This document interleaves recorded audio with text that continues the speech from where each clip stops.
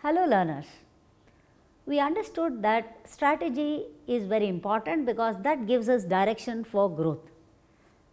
But more essential and important is to understand growth comes from where.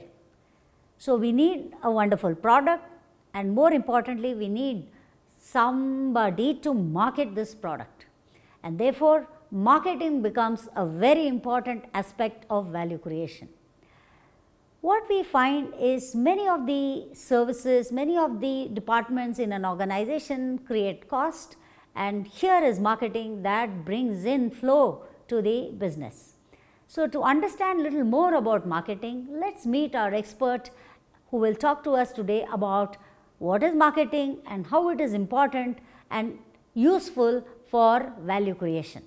Let us meet our expert. Hello learners, today we have with us Ramesh Venkateswaran, who is an adjunct faculty at IIM Bangalore and also has tremendous experience in the industry. He will be talking to us about valuation and value creation from a marketing perspective. Let us talk to Ramesh. Ramesh, thanks for taking time out and addressing our learners. My pleasure as always. Yeah. I have always wondered what is the role of marketing in valuation and of course value creation.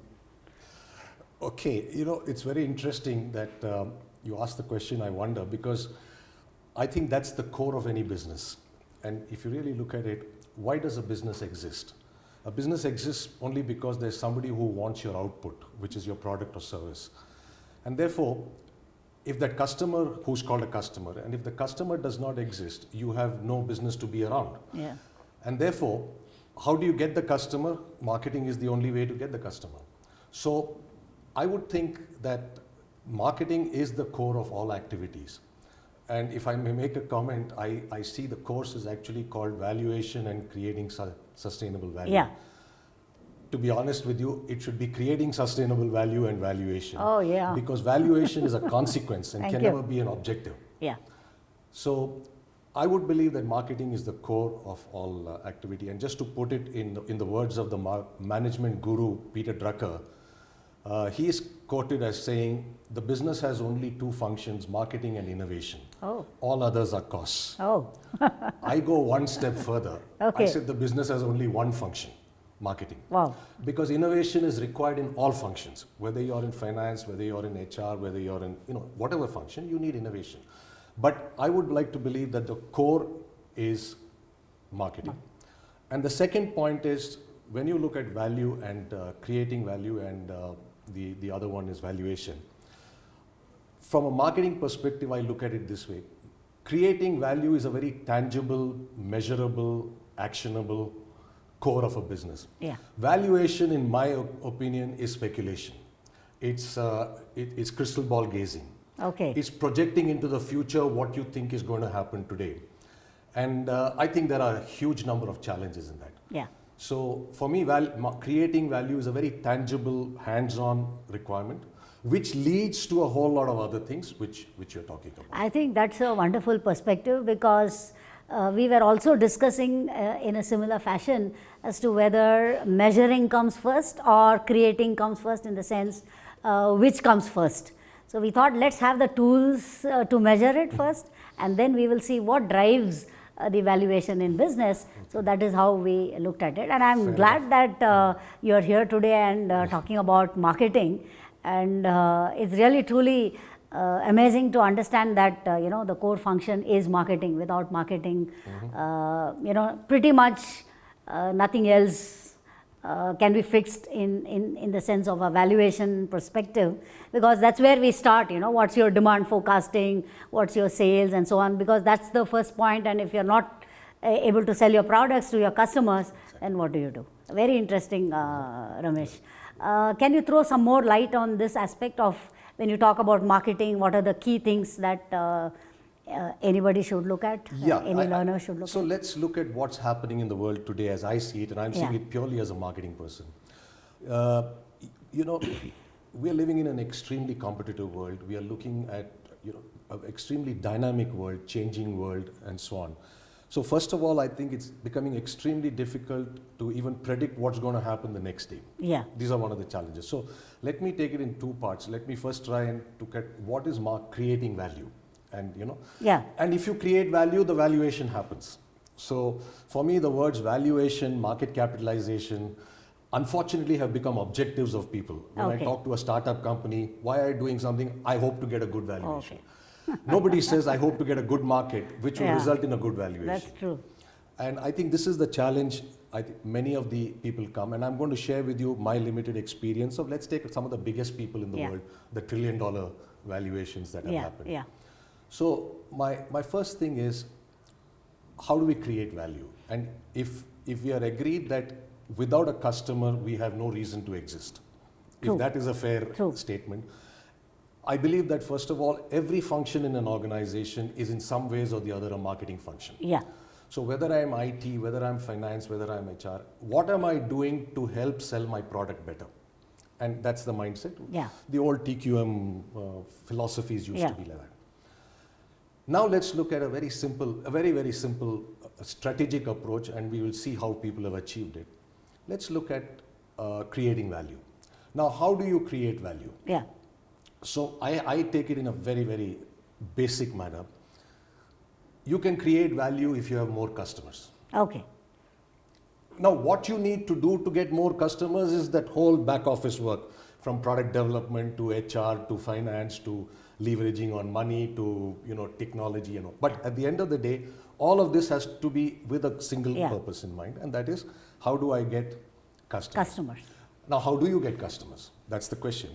So I have a very simple, we look at mission statements and vision statements of companies, and we'll say we will excel, we will be the preferred choice, and so on, which is fine. But as a marketing person, it's comes down to a very basic. The basic is, what should be the single largest objective of an organization to get customers? Customers. With the assumption that if you get customers, you will deliver value. You will create value. If you create value, you're valuable. Yeah. So I'm going to use the word valuable, Yeah. which will be a surrogate for valuation. Okay. Is that okay? Yeah, that's fine. Yeah. That's fine. So I look at it this way, that there is only one way you can get custom people, and that is to keep them happy. Okay. See, let's look at it. As human beings, we never like to go to places which make us unhappy. We don't like to deal with people who make us unhappy. We don't like to do anything that makes us unhappy. Yeah. So for me, a single line mission statement of an organization is to make people happy. Yeah. So would that be satisfaction or something beyond I satisfaction? will come to that. Satisfaction is again the words which was used, which is a fair starting point. It's nothing wrong with it. But I am saying, if we work on the premise that if I have happy people, Yeah. my customers or whoever, but I'm now marketing, so customers. If I have happy people, three things happen. One is, when I'm happy, I like to go back to you, Correct. which means you're talking about the word customer loyalty. Yeah. Second is, when I'm happy, I also tend to buy more from you. And not only your same product, but the cross-selling happens, Yeah. with all the intangibles that happen. When I'm happy, that happens. And only when I'm happy, I also tell others to come to you, which is what we call advocacy. Okay. So if I were to look at it, a strategic initiative of an organization is really starting from, value comes from having customers. Customers come from keeping them happy. What do I do to keep them happy? And that's my uncomplicated logic. Oh, this is wonderful. in value. Very simply put, and you have brought out the nuances of marketing and how it's very important aspect of business. What I liked about the first statement that you made, marketing is what creates value and brings customers and money inflow to the business, and rest of it is all about costs. Absolutely. See, Yeah. you can't wish away costs Yeah, as that's much true. as anything else. But Yeah. as I say, value is a perception, Yeah. cost is a fact. Yeah. And marketing is about perception management. So people would be willing to pay much more because of this perception, Exactly. and it doesn't matter what the cost is. And that is done by marketing and only marketing. Okay, that's interesting. We won't get into Yeah. brands and this Yeah, and that. yeah. But I'm an Apple fan. Okay. Why do people pay 40-50% premiums on a product like that? So to answer the first question, this is my simple Yeah. way of looking at value. And therefore valuation, valuation is a consequence of creating value. Yeah. And that's why I believe shareholder value can never be an objective. It has to be a consequence of an objective, which is the happiest customer. Yeah. Now, how do you make, you said satisfaction. So let's take, I like to choose 4 people from 4 very different backgrounds who are amazingly similar in one thing. And that would probably answer your question. Okay. I take Steve Jobs of Apple. Let's take Jeff Bezos of Amazon. Let's take Tony Hsieh of Zappos. Yeah. And the one and only Walt Disney. Yeah. So I'm taking 4 people.